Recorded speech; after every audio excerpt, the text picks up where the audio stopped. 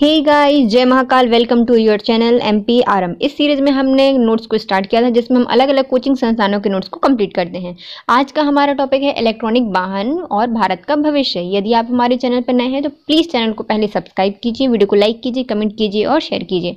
चलिए स्टार्ट करते हैं। संदर्भ: भारत दुनिया का 5वां सबसे बड़ा कार बाजार है और निकट भविष्य में शीर्ष 3 स्थानों में से एक बनने की क्षमता रखता है, जहां वर्ष 2030 तक लगभग 40 करोड़ ग्राहकों को मोबिलिटी समाधान की आवश्यकता होगी। हालांकि पेरिस समझौते के तहत निर्धारित लक्ष्यों को ध्यान में रखते हुए ऑटोमोबाइल ग्राहकों की बढ़ती संख्या का परिणाम पारंपरिक ईंधन की खपत में वृद्धि के रूप में सामने आना चाहिए। वर्ष 2070 तक भारत के शुद्ध शून्य उत्सर्जन प्राप्ति की दिशा में सकारात्मक विकास दर सुनिश्चित करने के लिए भारत में एक परिवहन क्रांति की आवश्यकता है, जो बेहतर मोबिलिटी, बेहतर रेलवे और सड़क के साथ बेहतर सार्वजनिक परिवहन तथा बेहतर कारों आएगी। इन बेहतर कारों में से कई के इलेक्ट्रॉनिक होने की संभावना है। हाल ही में ऑटोमोबाइल्स पेशेवरों और लोगों के बीच एक समान रूप से सहमति बढ़ी है कि वाहनों का भविष्य इलेक्ट्रॉनिक होने में ही निहित है। हालांकि इस परिप्रेक्ष्य में भारत द्वारा अभी बैटरी निर्माण, चार्जिंग अवसंरचना की स्थापना आदि कई विषयों में बृहद कार्य करना शेष है। इलेक्ट्रॉनिक वाहन और भारत: उत्पत्ति और बढ़ता दायरा। इलेक्ट्रॉनिक वाहन पर अधिकाधिक बल देना वैश्विक जलवायु एजेंडे से प्रेरित है। ग्लोबल वार्मिंग को सीमित करने के लिए कार्बन उत्सर्जन को कम करने हेतु पेरिस समझौते के तहत इस एजेंडे को आगे बढ़ाया जा रहा है। वैश्विक इलेक्ट्रॉनिक मोबिलिटी क्रांति: वर्तमान में इलेक्ट्रॉनिक वाहन ईवीएस के तेज विकास के संदर्भ में परिभाषित की जाती है। वर्तमान में बिक्री की जा रही प्रत्येक 100 कारों में से 2 इलेक्ट्रॉनिक हैं और वर्ष 2020 में इलेक्ट्रिक वाहनों की बिक्री 2.1 मिलियन तक पहुंच चुकी है।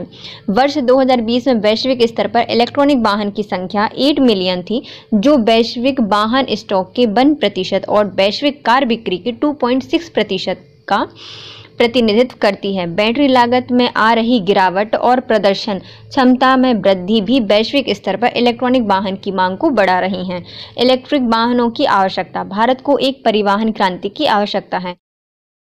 महंगे यातायात ईंधन से संचालित कारों की संख्या को और बढ़ाया जाना और अवसंरचनात्मक बाधाओं एवं तीव्र वायु प्रदूषण से पहले ही पीड़ित अत्यधिक भीड़भाड़ वाले शहरों को और अव्यवस्थित किया जाना संभावनीय और व्यवहारिक नहीं है। परिवहन क्षेत्र को कार्बन मुक्त बनाने के लिए इलेक्ट्रिक मोबिलिटी की ओर ट्रांजिशन वर्तमान युग की आशावादी वैश्विक रणनीति है। इलेक्ट्रिक वाहनों को भारत का समर्थन: भारत उन गिने चुने देशों में शामिल है जो वैश्विक ईवी 3030 अभियान का समर्थन करते हैं। इसका लक्ष्य 2030 तक नए वाहन की बिक्री में इलेक्ट्रिक वाहनों की हिस्सेदारी को कम से कम 30% करना है। ग्लासगो में आयोजित COP26 में जलवायु परिवर्तन समाधान के लिए भारत द्वारा 5 तत्व, जिसे पंचामृत कहा जाता है, की वकालत इसी दिशा में जताई गई प्रतिबद्धता है। ग्लासगो शिखर सम्मेलन में भारत द्वारा कई प्रतिबद्धताएं जताई गईं, जिनमें से भारत की 50% ऊर्जा आवश्यकता को अक्षय ऊर्जा में से पूरा करना है। वर्ष 2003 तक कार्बन उत्सर्जन को 1 बिलियन टन तक कम करना है और 2070 तक शुद्ध शून्य लक्ष्य प्राप्त करना है। भारत देश में ईवी परितंत्र के विकास और प्रोत्साहन के लिए कई उपाय किए गए हैं, जैसे कि पुनर्गठित FAME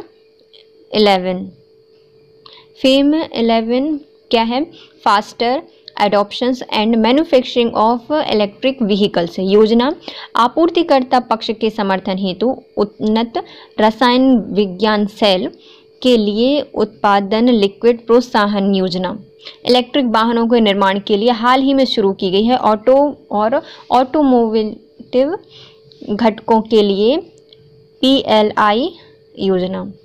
समृद्ध चुनौती: बैटरी निर्माण। आकलन किया गया है कि वर्ष 2020 से 30 तक भारत की बैटरी की संचयी मांग लगभग 900 से 1100 मेगाहर्ट्ज होगी, किंतु भारत में बैटरी के लिए एक विनिर्माण आधार की अनुपस्थिति चिंता का विषय है, क्योंकि बढ़ती मांग की आपूर्ति के लिए पूर्णतः आयात पर निर्भर रहना पड़ता है। सरकारी आंकड़ों के अनुसार भारत ने वर्ष 2021 में $1 मिलियन से अधिक मूल्य के लिथियम आयरन सेल का आयात किया था, जबकि अभी पावर सेक्टर में इलेक्ट्रिक वाहन और बैटरी भंडार की पैठ नगण्य है। उपभोक्ता संबंधी मुद्दे। वर्ष 2018 में भारत में केवल 650 चार्जिंग स्टेशन की उपलब्धता थी, जो पड़ोसी समकक्ष देशों की तुलना में पर्याप्त कम है, जहां 5 मिलियन से अधिक चार्जिंग स्टेशन संचालित होते हैं। चार्जिंग स्टेशन की कमी के कारण उपभोक्ताओं के लिए लंबी दूरी की यात्रा करना अव्यावहारिक हो जाता है। इसके अलावा एक निजी लाइट ड्यूटी स्लो चार्जर का उपयोग कर घर पर वाहन को फुल चार्ज करने में 12 घंटे तक का समय लग जाता है। इसके साथ ही एक बेसिक इलेक्ट्रिक कार की लागत पारंपरिक ईंधन से संचालित कार की औसत लागत से बहुत अधिक होती है। नीतिगत चुनौतियां।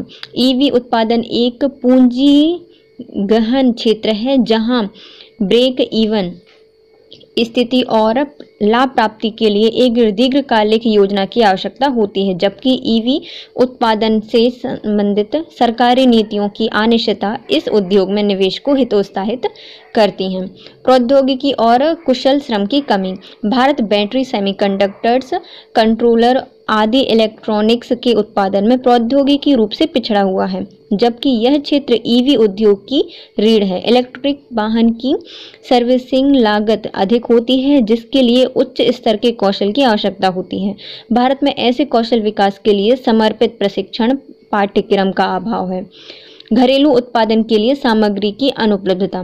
बैटरी इलेक्ट्रिक वाहनों का सबसे महत्वपूर्ण घटक होता है। भारत में लिथियम और कोबाल्ट का कोई ज्ञात भंडार नहीं है, जो लिथियम उत्पादन के लिए आवश्यक है। लिथियम आयरन बैटरी के आयात के लिए अन्य देशों पर निर्भरता बैटरी निर्माण क्षेत्र में पूरी तरह से आत्मनिर्भर बनाने के लिए बाध्य है। आगे की राह क्या हो सकती है? भविष्य का उपयोग के रूप में इलेक्ट्रिक वाहन ईवीएस समग्र ऊर्जा सुरक्षा स्थिति में सुधार लाने में योगदान देगा, क्योंकि देश अपने कच्चे तेल की कुल आवश्यकताओं का 80% से अधिक आयात करता है, जो लगभग $100 मिलियन का मूल्य है। अपेक्षा है कि ईवीएस को बढ़ावा देने के लिए स्थानीय ईवीएस विनिर्माण उद्योग में रोजगार सृजन के मामले में भी उल्लेखनीय भूमिका निभाएगा। इसके अतिरिक्त विभिन्न ग्रिड समर्थन सेवाओं के माध्यम से इलेक्ट्रिक वाहन ग्रिड को सुदृढ़ करने एवं सुरक्षित एवं स्थिर ग्रिड संचालन को बढ़ावा देने के लिए उच्च नवीकरणीय ऊर्जा प्रवेश को समायोजित करने में भी मदद कर सकता है। बैटरी निर्माण और भंडार के अवसर। ई मोबिलिटी और विनिर्माण ऊर्जा वर्ष 2030 तक 450 ऊर्जा क्षमता लक्ष्य को बढ़ावा देने में सरकारी पहलों को देखते हुए नवीनतम प्रौद्योगिकी व्यवधानों के साथ देश में सतत विकास को बढ़ावा देने में बैटरी भंडारण बृहद अवसर प्रदान कर रहा है। प्रति व्यक्ति आय के बढ़ते स्तर के साथ mobile phone, UPS, laptop, power bank जैसे उपभोक्ता इलेक्ट्रॉनिक्स की मांग तेजी से बढ़ रही है। इसमें उन्नत रसायन बैटरी की आवश्यकता होती है। यह उन्नत बैटरी विनिर्माण को 21वीं सदी के सबसे बड़े आर्थिक अवसर में से एक बनाता है। ईवी चार्जिंग अवसंरचना। ईवी चार्जिंग अवसंरचना जो स्थानीय बिजली आपूर्ति से ऊर्जा प्राप्त करेगी, निजी आवासों, पेट्रोल और सीएनजी पंपों जैसे जनोपयोगी सेवा और मॉल, रेलवे स्टेशन तथा बस डिपो जैसे व्यावसायिक या वाणिज्यिक प्रतिष्ठानों की पार्किंग सुविधाओं में स्थापित की जा सकती है। ऊर्जा मंत्रालय ने प्रत्येक 3x3 ग्रिड के लिए राजमार्ग के दोनों किनारों पर प्रत्येक 25 किलोमीटर पर एक चार्जिंग स्टेशन स्थापित करने का लक्ष्य निर्धारित किया है। आवास एवं शहरी कार्य मंत्रालय ने मॉडल बिल्डिंग बाय लॉज 2016 के तहत आवासीय एवं वाणिज्यिक भवन में ईवी चार्जिंग सुविधा के लिए 20% पार्किंग स्थान को अलग रखने का आदेश दिया है। MBBL को प्रभावी बनाने के लिए राज्य सरकारों को अपने संबंधित भवन उपनियमों में आवश्यक संशोधन करने की आवश्यकता होगी।